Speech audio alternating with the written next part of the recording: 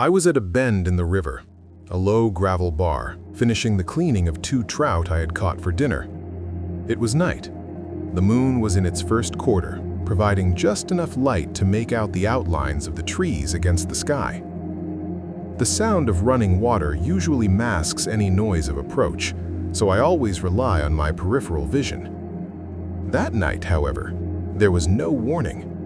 The moonlight reflecting off the water to my right was simply blocked. When I looked up, I thought a tree had fallen silently. A dark mass of absolute density was standing on the bank, barely 6 meters from where I was crouched with my fillet knife. I froze. It took my brain a few seconds to process the scale. The figure was over 2 meters 20 tall. I know this because its head rose above the low branch of a cottonwood I use as a reference to gauge the water level. There were no growls, no aggressive territorial behavior. The creature simply ignored my presence at first. It knelt down on the gravel with a fluidity that contradicted its massive size. I could hear the wet sound of its knees striking the soaked stones. It leaned forward and began drinking directly from the river. The sound of suction was loud. I was watching a biological animal satisfying a basic need. I observed it for nearly 2 full minutes. I could see the muscles in its back moving beneath the dark fur each time it swallowed water. When it finished, it wiped its mouth with the back of his hand, an unsettlingly human gesture, and stood up. That was when it turned toward me. I didn't turn on my headlamp. I knew direct light could provoke a defensive reaction. We looked at each other in the dimness. Its eyes were deep and dark, without the reflective shine typical of nocturnal predators. What chilled my blood wasn't fear of dying, but the total lack of interest it showed. It looked at me, registered my position, saw the knife in my hand, and assessed that I posed no threat or interest to it. Its expression was neutral, almost bored. It was the look someone gives a squirrel they pass in a park. It exhaled a long breath through its nose and turned away. It walked toward the stand of willows without running, taking long, silent steps that barely disturbed the gravel. I stayed there another 10 minutes, unable to move my legs. I didn't flee because I didn't feel hunted. I felt insignificant. I gathered my things slowly and returned to my truck. I haven't fished at night in that stretch since. I understood that indifference was a privilege, and I didn't want to be there the day it decided to change its mind.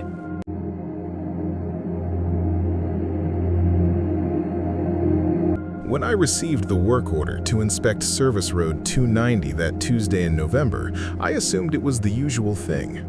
Teenagers with too much time on their hands, or a careless driver who had taken out a post. The note said, road obstruction. I arrived at kilometer 12 around 9:30 in the morning.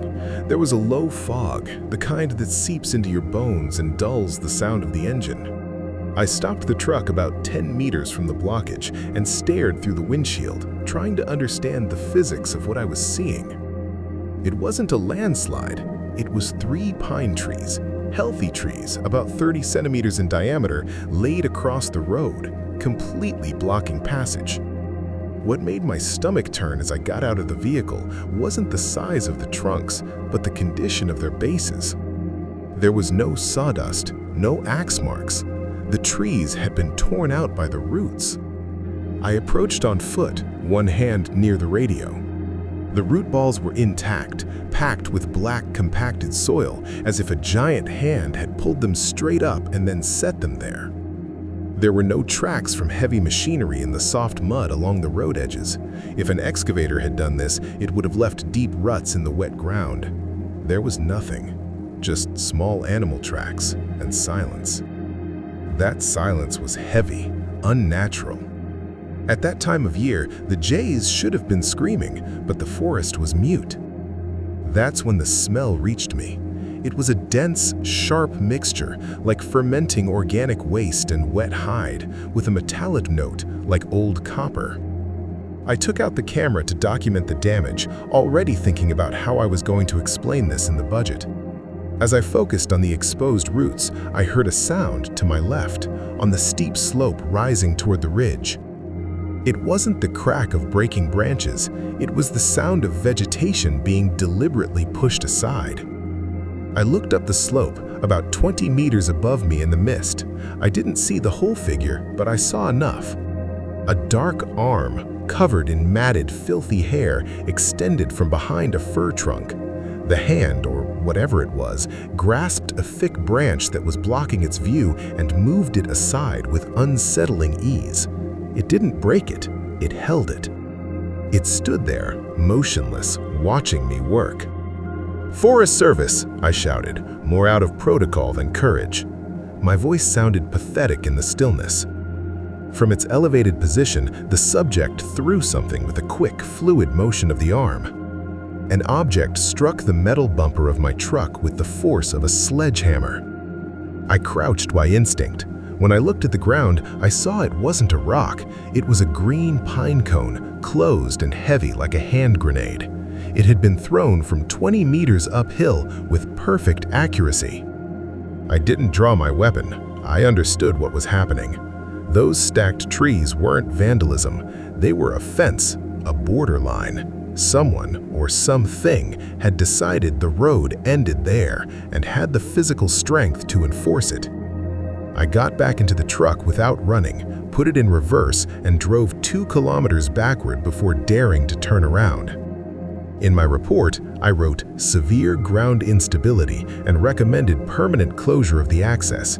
I am not going to send a cleanup crew with chainsaws to undo the work of something that can rip a pine tree out with its bare hands. That road is no longer ours.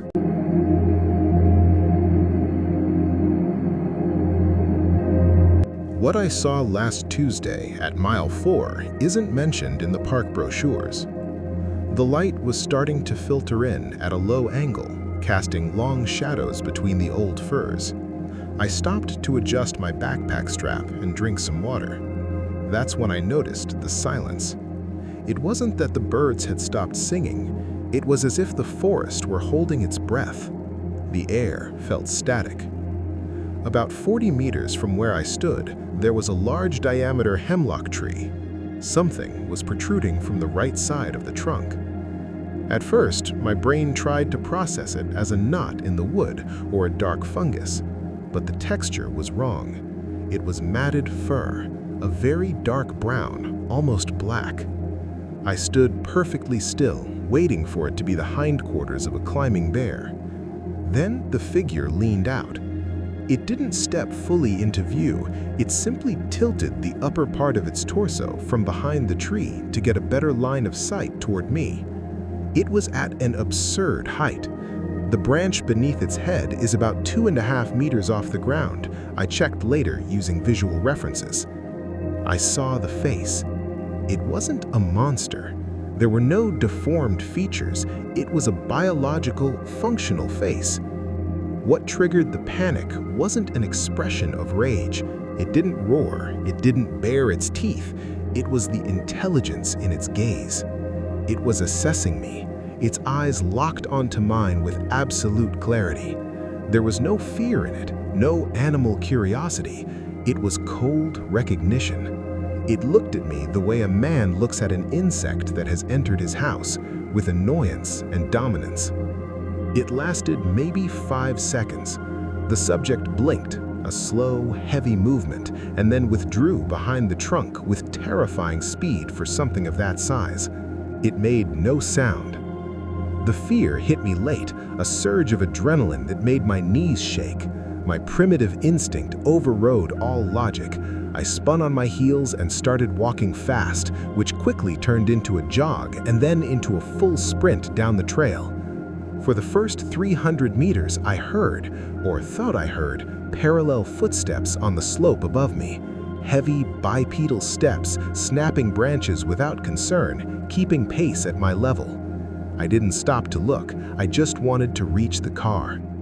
I made it to the parking lot with a racing heart and vomiting from the exertion. I only want it on record that in the middle section of the duckabish, there is something that walks on two legs, stands over 2 meters tall, and does not want us there. I will not return to that trail.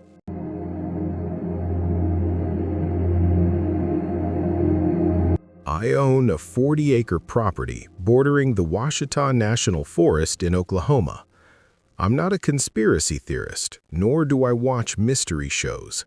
What I'm about to describe is the reason I put the land up for sale last month, even if I lose money on the deal. It happened on October 23, 2021. I had gone up to check the north fence line, where the barbed wire always gets pulled down by old branches.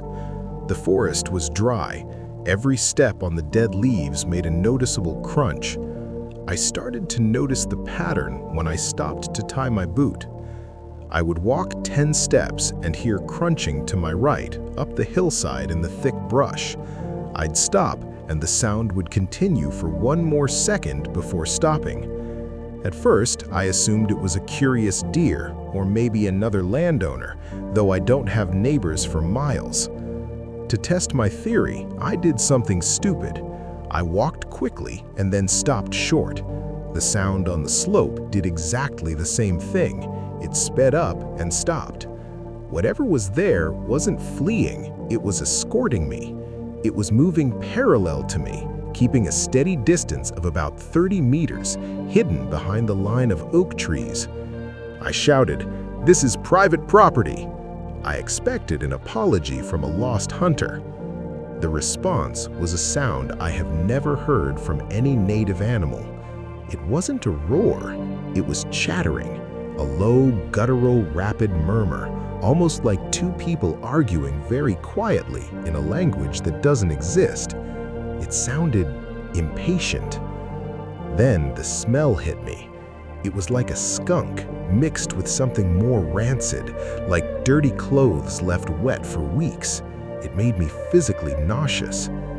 I drew my revolver, a .357 I carry for snakes. At that moment, a stone about the size of a grapefruit flew out of the brush. It wasn't aimed at me. The rock slammed into the trunk of a tree 2 meters in front of my path with violent force. The wood exploded. Whatever threw it had to be standing to get that angle and power. A bear doesn't throw projectiles. I understood the message immediately. Do not advance. I started backing up, walking backward with the gun raised. I didn't run. As I retreated, I could hear the thing on the hill moving too, following me, making sure I left. For a fraction of a second, I saw a dark silhouette pass between 2 trees. It was broad, very broad, and it moved with a strange fluidity, crouching to avoid low branches without losing speed. It followed me until I reached the clearing where my truck was parked. Only when I shut the driver's door and started the engine did the feeling of being watched stop. The next day, I returned with my brother and 2 shotguns just to retrieve the tools I had dropped. Where the stone had hit the tree, the bark was shattered, and about 2 meters up on a nearby oak, we found a tuft of coarse black hair snagged in the bark, as if something very tall had brushed past. I didn't send it for analysis. I don't want to know what it is. I only know that that part of the forest no longer belongs to us, if it ever did.